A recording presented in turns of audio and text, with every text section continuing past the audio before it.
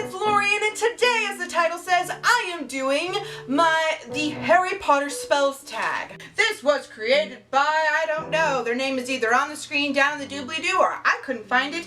I was tagged by no one, but I saw Jessie the Reader do this a long time ago and decided to give it a try. Like my wand?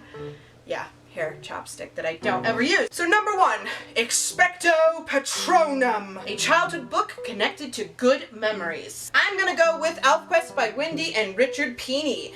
This is Fire and Fight Volume 1. I got into this in middle school. My science teacher, of all people, introduced this to the class. At the time it was out of print. It has come back into print and out of print and back into print a bazillion times. It's mostly done by Warp Comics, and then they have teamed up with all sorts of different comic book groups. Right now, Dark Horse is printing ElfQuest, the final quest.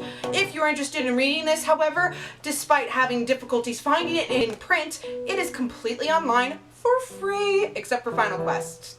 Only a bit of that is. Expelliarmus! A book that took you by surprise. I'm going with The Lightning Thief by Rick Riordan. I was surprised at how much I didn't like this book. I don't like the character Percy. He reads very fake to me and two-dimensional and not well written. That changes with each book. Again, check out my top 10 Wednesday to see how I think about the series as a whole. Prior Incantato, the last book you read. I don't have a copy of it, but it is another ElfQuest, and she's on the back. It is Kavi. She has her own title line right here. She is the chief of the Go-Backs. You get introduced to her at the very end of Volume 3, and later on she has her own line, and I just finished rereading that. I'm currently in the middle of several books at the moment. Maleficent, the novelization of the movie is what I'm on right now. Alohomora, a book that introduced you to a genre you previously had not considered. I'm going with The Bourne Identity by Robert Ludlum. This is military fiction. I had never considered it. My dad and my brother had gotten into it, but this wasn't really my cup of tea. I really enjoyed the movies, however. I own the first 3 movies, and I own most of the book series. I've only read this, but I enjoyed it so much, I'm okay with buying them all.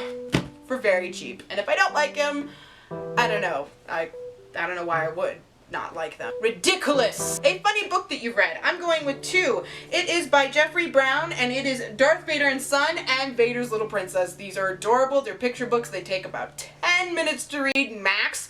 Oh, they're so cute, and I love them. Dolores, a book that you think everyone should know about. Y'all should know my answer, unless you're new. If you're new, hello. I'm going with The Black Jewels by Anne Bishop. This is an adult dark fantasy. It has a lot of things. I skip a lot of scenes, and it is funny. It makes you cry. Oh my gosh, it is so good. It's so good. OMG, I did not think that I, little Miss Mick self-censor, doesn't read books with lots of things in them, would like this series as much as I do. It is one of my favorites. It ties with The Lord of the Rings, y'all. Yeah, you heard that right. So, favorite series ever. If y'all have been on my channel a long time, you should have known the answer. You're like, I know the answer. Obliviate, a book or spoiler you would like to forget. I spoiled myself for this one, y'all. It's Allegiant by Veronica Roth. It's the end, and it made reading the book that much harder because I can't believe I spoiled myself. My own fault. I chose to do that. Not the smartest thing to do. Imperio, a book that you had to read for school. For the record, I have not enjoyed any book that I've read for school ever in completion. Never. Not one of them. And I've seen this on people's shows and people talk about how great it is. It's The Count of Monte Cristo by Alexandre Dumas. Hated it, hated it, hated it. Blech. Crucio! A book that was painful to read. Now this was painful to read in some places, and some places it was amazing. But it's Days of Blood and Starlight by Lanny Taylor. I hate Kadu in this. I hate Kadu. She was one of my favorite protagonists, and now she is not even on the map. I despise Kadu in this book. She is a terrible character. She was so annoying, so stupid, so dense. I literally have chucked this book. Not this book exactly, I borrowed friends. But I threw it twice. I DNF'd it too, because she pissed me off so much. And number 10, Avada Kedavra.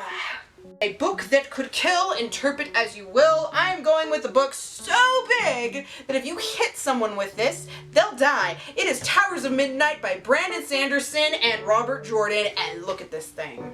look at this thing. It's the second to last Wheel of Time book, book 13. I am in the middle of book 2, which is not the greatest. Thing weighs a ton. How am I gonna read it? The paperback version is just as heavy because it's condensed, so it weighs the same amount. Oh my gosh, this book is huge. Alright, thank you guys so much for watching. Please give this video a thumbs up if you enjoyed it. Subscribe to see more. I'm trying to bring Book Review Fridays back, so stay tuned for that. Good luck with your reading, and I hope you give some of these books a try, unless it's the Count of Monte Cristo.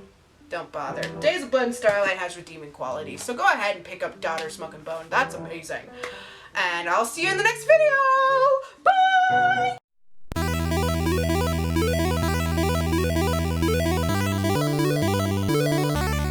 I own the first 3. Dryer. I should do my introduction again. There we go. I introduced myself first. And add them in the middle. I'm going with Daughter Smoke and Bone. Little Miss Mick. Still have that sticker on the front, but it's Days of Blood and Sins. Gonna fall. That's it! Yes, it recorded till the end! Hallelujah!